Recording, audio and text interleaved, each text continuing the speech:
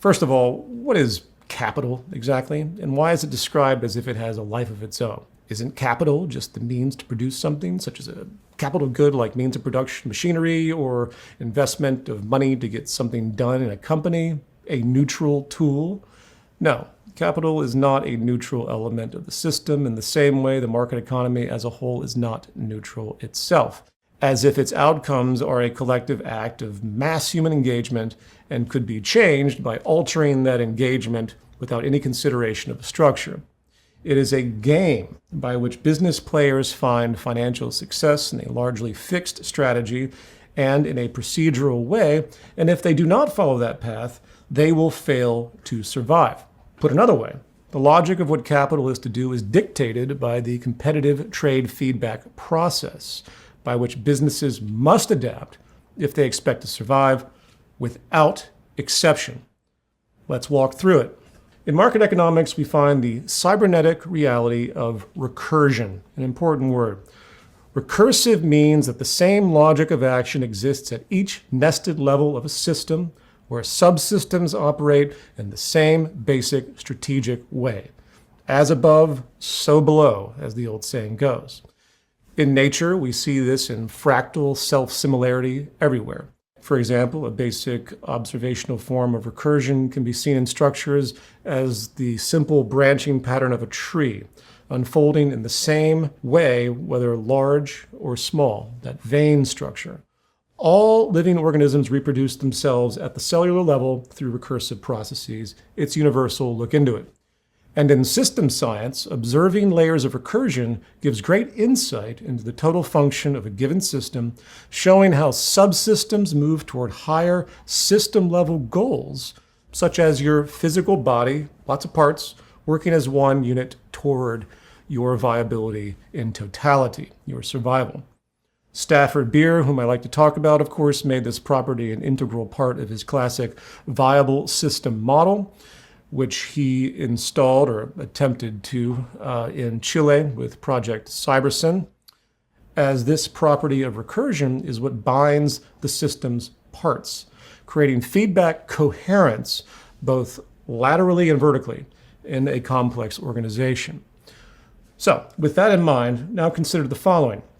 If it is assumed that large national powers, the powers and entities that initiate violent conflict, are led in totality or in part by the need to expand capitalist markets into new territories, as per our prior quote, not by force of greed, but by force of needed institutional survival, we should then find this kind of behavior and shared internal logic repeated at smaller scales, right? Recursively.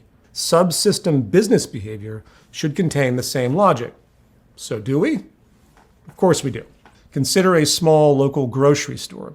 They begin with a simple goal, to make enough profit to sustain themselves and their businesses. Now, as an aside, if we lived in an integral type economy, community effort would democratically build out this grocery store, optimizing it through feedback and a dynamic collaborative effort to increase true economic efficiency, lowering true costs in order to serve the local community with no need for another grocery store to open up as a competitor, as it would be pointless and wasteful, which is effectively what all competition is.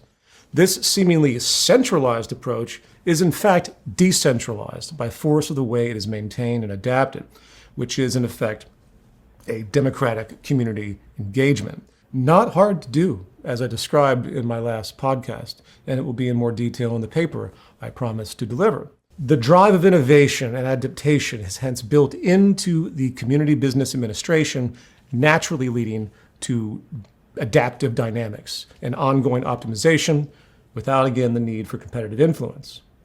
But that aside, obviously the market is not designed to do that. So what happens instead? Other parallel businesses open and try to provide some kind of differential benefit, almost always in the form of lower prices and some kind of perceived better convenience.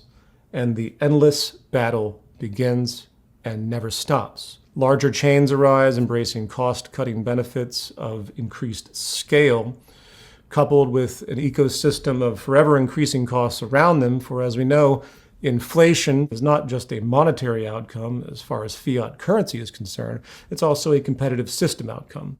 And if you are a business trying to cover basic growing existence costs, intermarket competition aside, you have to constantly expand your profitability to keep up with inflation-driven costs, which no doubt motivate capital accumulation and expansion as well.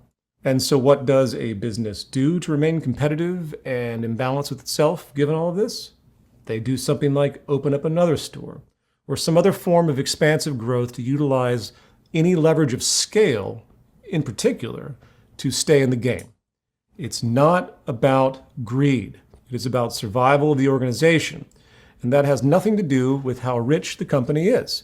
Activists need to drop the notion of greed as a motivation that you see plastered on signs out there, as it really is a secondary attribute. Morality has nothing to do with the structural requirements of the market.